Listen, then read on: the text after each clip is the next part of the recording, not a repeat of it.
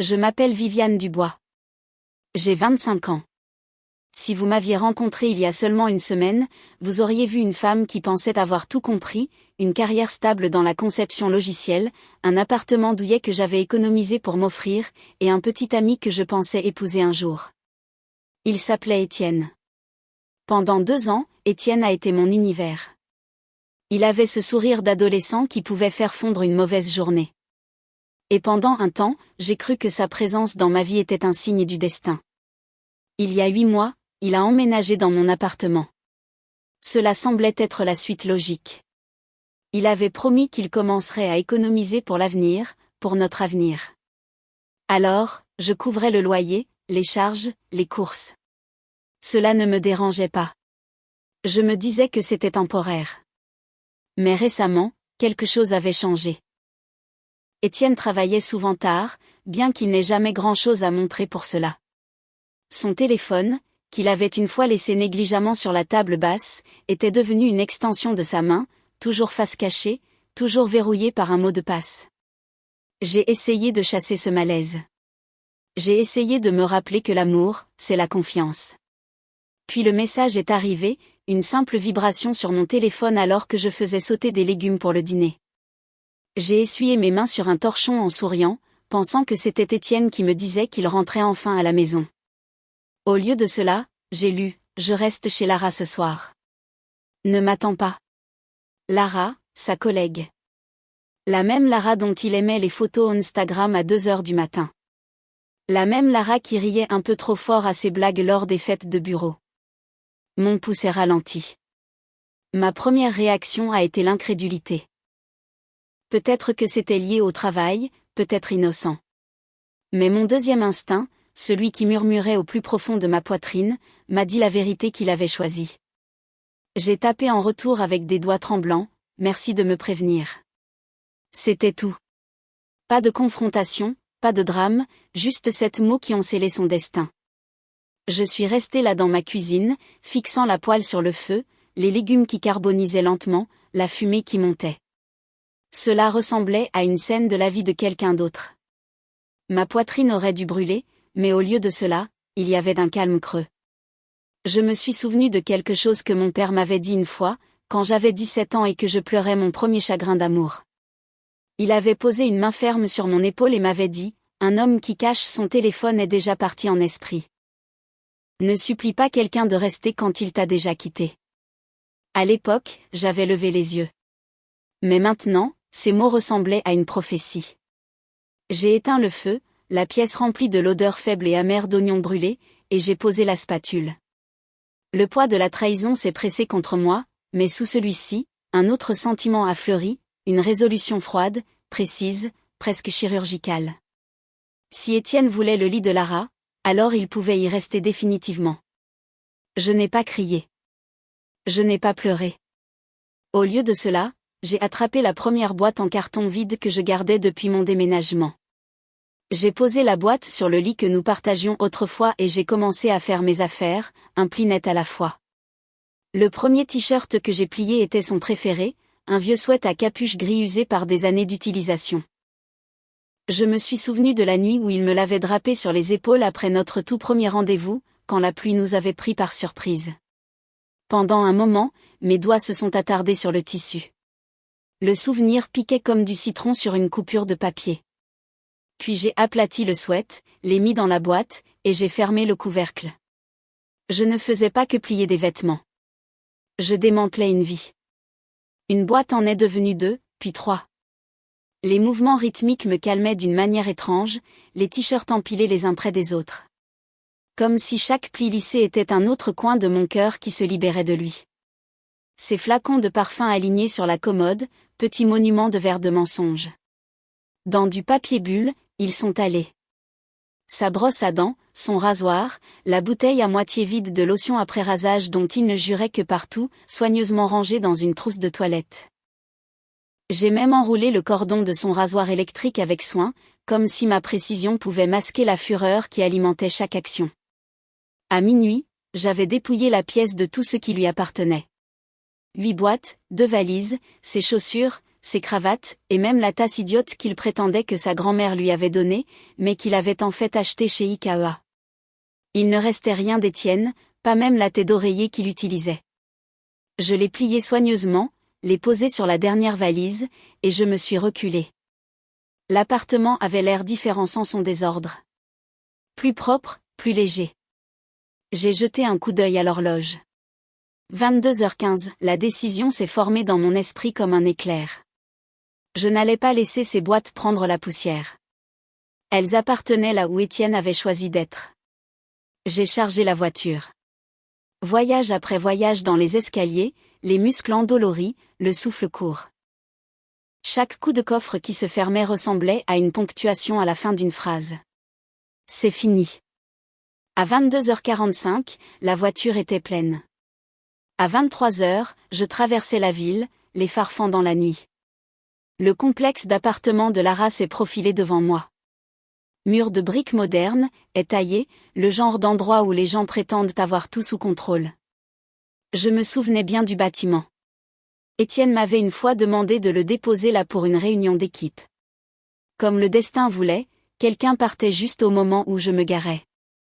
La porte s'est ouverte. Je me suis glissée à l'intérieur, portant la première valise au 3e étage. La musique résonnait faiblement derrière l'une des portes. Des rires.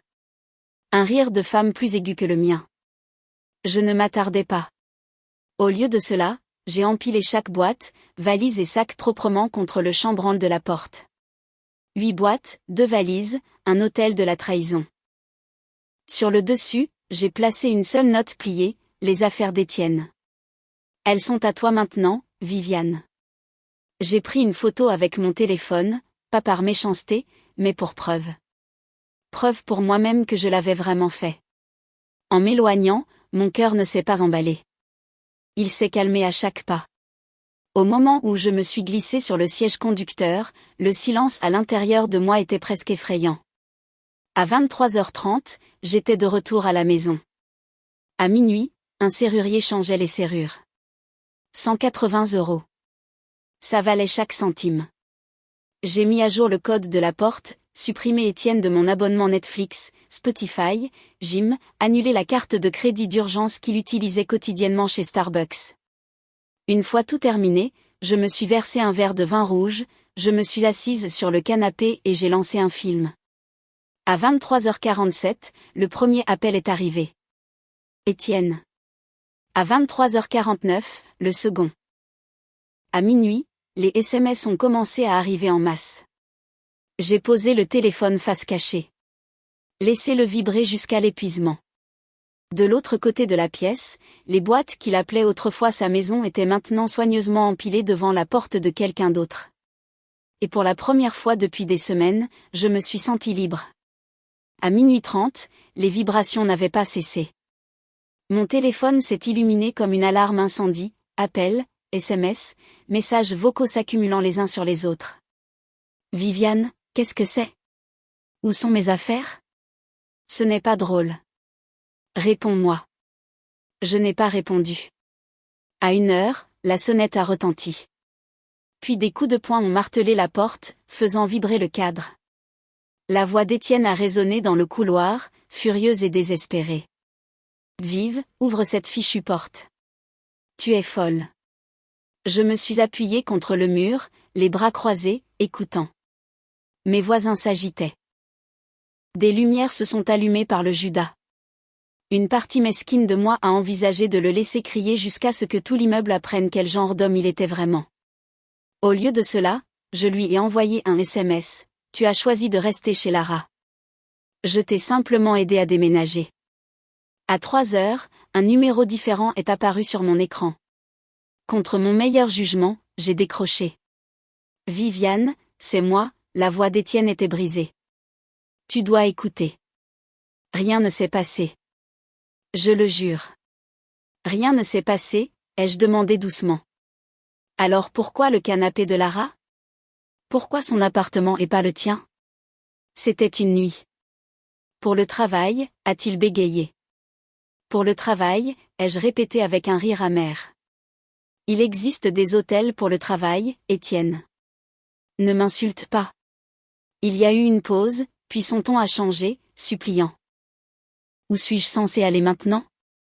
J'ai fermé les yeux, le vin d'hier soir encore chaud dans mes veines. Là où tu es resté la nuit dernière semble être la réponse évidente. Le silence qui a suivi était plus lourd que les cris. J'ai raccroché avant qu'il ne puisse parler à nouveau. Le matin, mon propriétaire a appelé. Viviane, je confirme juste que vous avez changé les serrures hier soir. Oui, a-t-il gloussé. Je m'en doutais. Votre petite amie s'est présentée à mon bureau en prétendant que c'était une erreur, demandant une clé de rechange. Ex-petite amie, ai-je corrigé. Il a juré qu'il était sur le bail. Il ne l'est pas. Il ne l'a jamais été. Bon à savoir, a dit le propriétaire avec un amusement dans le ton. Ne vous inquiétez pas, je m'en occupe. Mais Étienne n'avait pas fini. À 9 heures, les singes volants sont descendus, sa mère, Darlène, la reine abeille de la loyauté mal placée. Mon téléphone a sonné, son nom clignotait. Contre mon instinct, j'ai décroché. Comment osez-vous jeter mon fils à la rue, a-t-elle claqué. Darlène, votre fils m'a envoyé un SMS disant qu'il restait chez une autre femme. Je l'ai aidé à rendre cela permanent. Il a fait une erreur, a-t-elle sifflé. Non, il a fait un choix. Je l'ai respecté. Vous êtes légalement obligé de lui donner 30 jours. Faux. Il n'a jamais payé de loyer, jamais signé le bail. C'était un invité. Les invités n'ont pas 30 jours. Vous êtes sans cœur. Non, Darlène. J'en ai enfin fini d'être son filet de sécurité. Elle m'a raccroché au nez, mais pas avant que j'aie perçu la pointe hésitante dans sa voix, comme si, au fond, elle savait exactement qui était son fils. Quand j'ai reposé mon téléphone, j'ai remarqué quelque chose d'inattendu. Mes mains ne tremblaient pas. Pour la première fois depuis des mois, je me sentais stable. Bien sûr, je savais qu'Étienne ne lâcherait pas facilement. Les hommes comme lui ne le faisaient jamais. Et alors que le soleil montait, je le sentais dans mes tripes. Ce n'était que le début. À midi, mon téléphone vibrait à nouveau, cette fois d'un numéro inconnu. Je l'ai laissé sonner, mais la curiosité a eu le dessus quand il est revenu. Revenu une deuxième fois. Viviane. La voix était vive, masculine, en colère. C'est le petit ami de Lara, Ryan. Vous voulez bien m'expliquer pourquoi une montagne de détritus d'Étienne est empilée devant sa porte? J'ai failli rire. Pourquoi ne pas demander à Lara ou à Étienne? Ils ont fait assez de choses derrière votre dos. Ce n'est pas, a-t-il commencé, mais je l'ai interrompu. Vérifiez les messages d'Étienne. Son iPad était toujours connecté à mon Wi-Fi. J'ai vu assez de captures d'écran pour toute une vie. Le silence, puis une malédiction murmurée avant qu'il ne raccroche. Ce n'était qu'une question de temps avant qu'Étienne n'appelle à nouveau lui-même. Cette fois, son ton n'était plus suppliant. Il s'était tordu en quelque chose de suffisant, de répéter. Vive, ce n'était pas ce que tu penses, a-t-il commencé. C'était un test. Un test. Mon rire était sec, sans humour. Si tu m'aimais vraiment, tu te battrais pour moi. Tu serais jalouse. C'est ce que font les femmes quand elles tiennent à quelqu'un. Tu as échoué, Vive. Tu ne t'es pas battue. L'audace m'a presque laissé sans voix. Presque. Tu voulais un chien, Étienne. Je n'en suis pas un. Je ne cours pas après. Je remplace. Sa voix s'est brisée, puis n'était plus aussi lisse. Me remplacer par qui? J'ai laissé la pause traîner, puis j'ai délivré la phrase comme un poignard. J'ai déjà envoyé un SMS à Marcus. Café demain. Le silence de son côté était délicieux. Marcus, l'homme que, selon Étienne, j'aimais trop.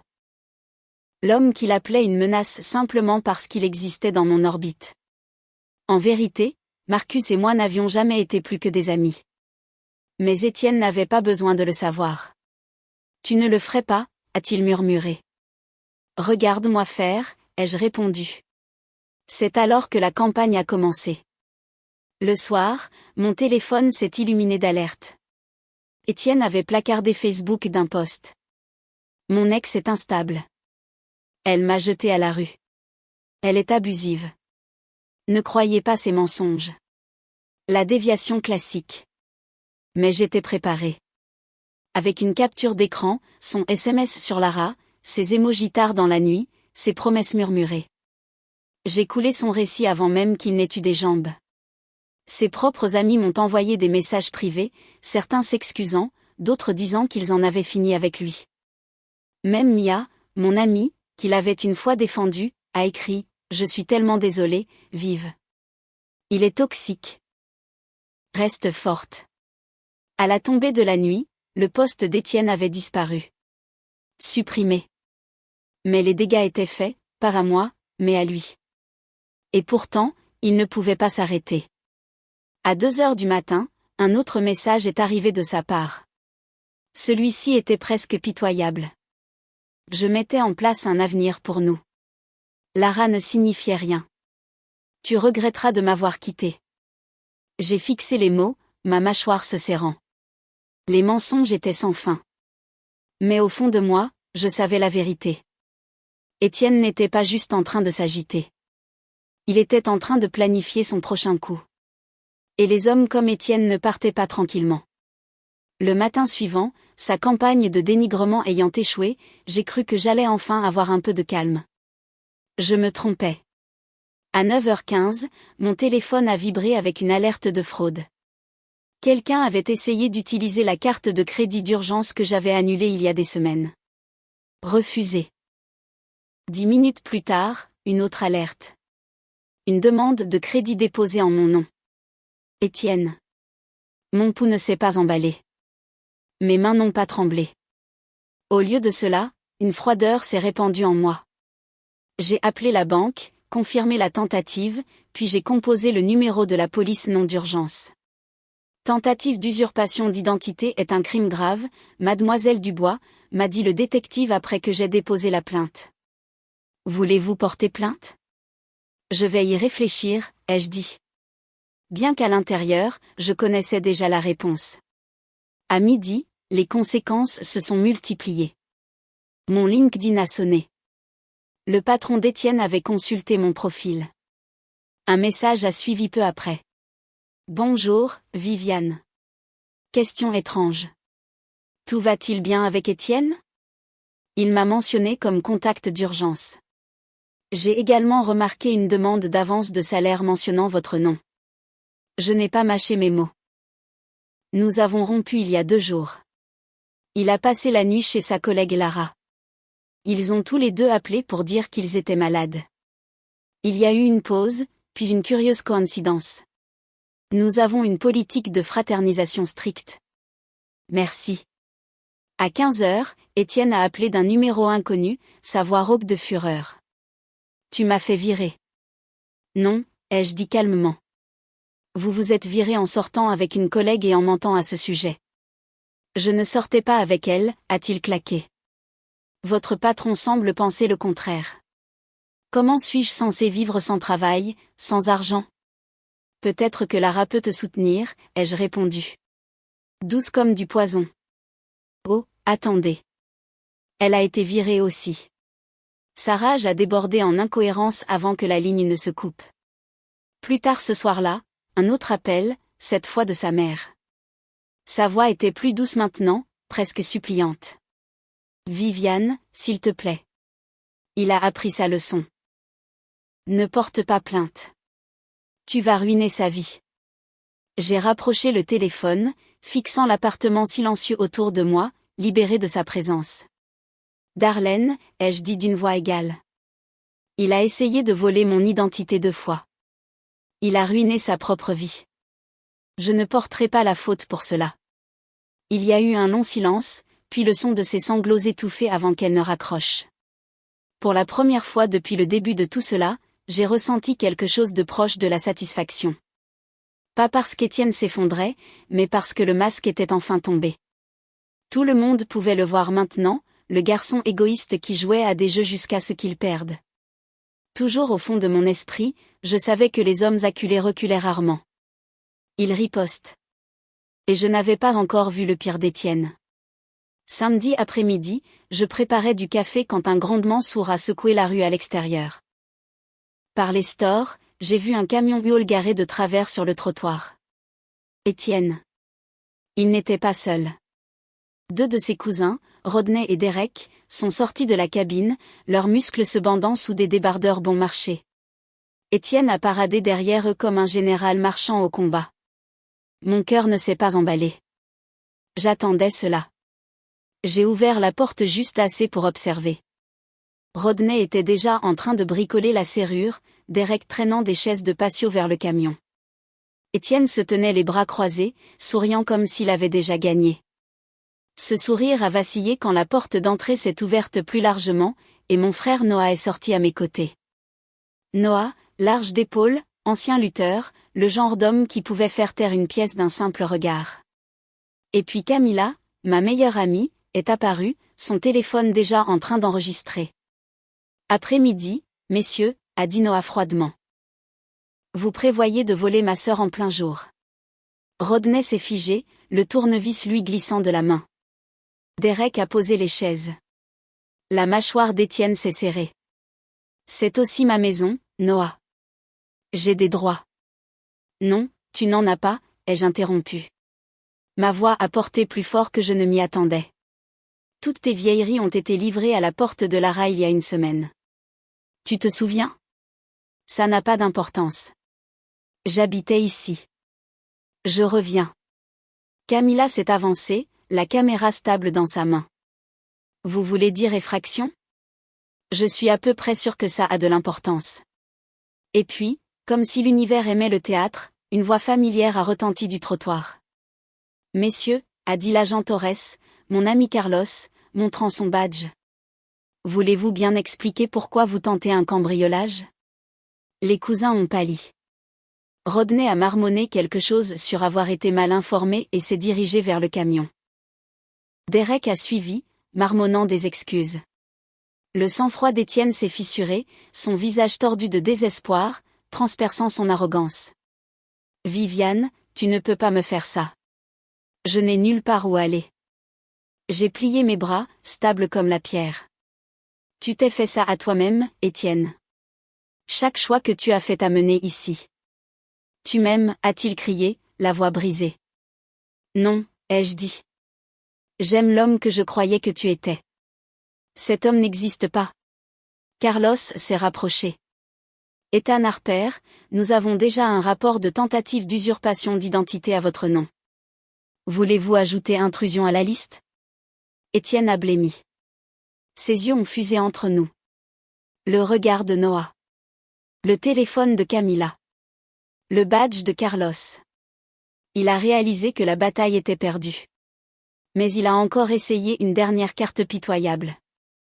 Vive, s'il te plaît. Je peux changer. Juste une dernière chance. J'ai failli succomber. Failli. Tu as eu ta chance la nuit où tu as choisi Lara et la nuit où tu as falsifié mon nom. Et chaque moment où tu as menti au lieu de dire la vérité. Le silence s'est étiré jusqu'à ce qu'enfin Carlos sorte sa radio. Dispatch, j'ai un suspect ici. Cela l'a brisé. Étienne s'est retourné, a couru vers le U-Haul, mais les cousins l'avaient déjà abandonné, partant sans lui. Carlos lui a attrapé le bras facilement. Étienne n'a même pas résisté. Alors qu'il l'entraînait, sa voix s'est brisée par-dessus son épaule. Tu vas regretter ça, Viviane. Tu regretteras de m'avoir perdu. J'ai tenu le chambranle de la porte et j'ai parlé assez fort pour que tout le pâté de maison entende. Non, Étienne. Je regretterai de t'avoir jamais laissé entrer. Le U-Haul a disparu dans la rue, et avec lui, le dernier de son pouvoir sur moi. Pour la première fois depuis des mois, mon appartement était silencieux. Vraiment silencieux. Et dans ce silence, j'ai ressenti quelque chose fleurir, la paix. La semaine après l'arrestation d'Étienne a été étrangement calme, comme l'air après un ouragan. Mon appartement, autrefois lourd de sa présence, semblait plus léger. Le soleil y pénétrait plus chaudement. Le silence n'était plus étouffant, mais réconfortant. J'ai passé les premiers matins à réapprendre les plaisirs simples, à faire du café sans me demander s'il avait vidé les derniers grains, à écouter de la musique à plein volume sans ses plaintes s'étendant sur le lit, sans me heurter à son corps agité. La liberté était calme, et le calme était magnifique. Pourtant, il y avait des échos, sa mère laissant des messages vocaux oscillant entre la supplication et le blâme, d'anciennes connaissances essayant de susciter des commérages. Je les ai tous laissés aller en messagerie vocale. Je ne leur devais rien. Puis un soir, mon téléphone a vibré avec un message de Marcus. « Salut, tu veux prendre un café cette semaine ? » Pas de pression. J'ai regardé le texte pendant un long moment, ma poitrine se serrant. Pas de peur cette fois, mais avec quelque chose de plus doux. L'espoir. Quand nous nous sommes rencontrés, ce n'était pas dramatique. Pas de feu d'artifice, pas de bande sonore cinématographique. Juste deux personnes assises l'une en face de l'autre, sirotant du café, riant de petites choses. Et pour une fois, je n'attendais pas que le couperet tombe. Marcus posait des questions, écoutait, ne regardait jamais son téléphone quand je parlais. La simplicité de cela semblait guérisseuse. Nous y sommes allés doucement depuis lors, prudents, mais constants. Et peut-être, juste peut-être, je me laisserai croire qu'un véritable partenariat existe, pas celui construit sur le feu et la manipulation, mais sur le respect. Un soir, j'ai traversé mon appartement, un verre de vin à la main, m'arrêtant près de la porte, où Étienne frappait autrefois ses poings, hurlant pour entrer. Le bois était de nouveau lisse, repeint. Les fantômes avaient disparu. J'ai pensé aux paroles de mon père. Quand quelqu'un te montre qui il est, crois-le. Étienne me l'a montré et je l'ai cru, enfin. Alors, quand il m'a envoyé son dernier message avant l'arrestation, tu ne trouveras jamais quelqu'un comme moi. J'ai souri parce qu'il avait raison. Je ne le trouverai jamais. Et Dieu merci pour cela.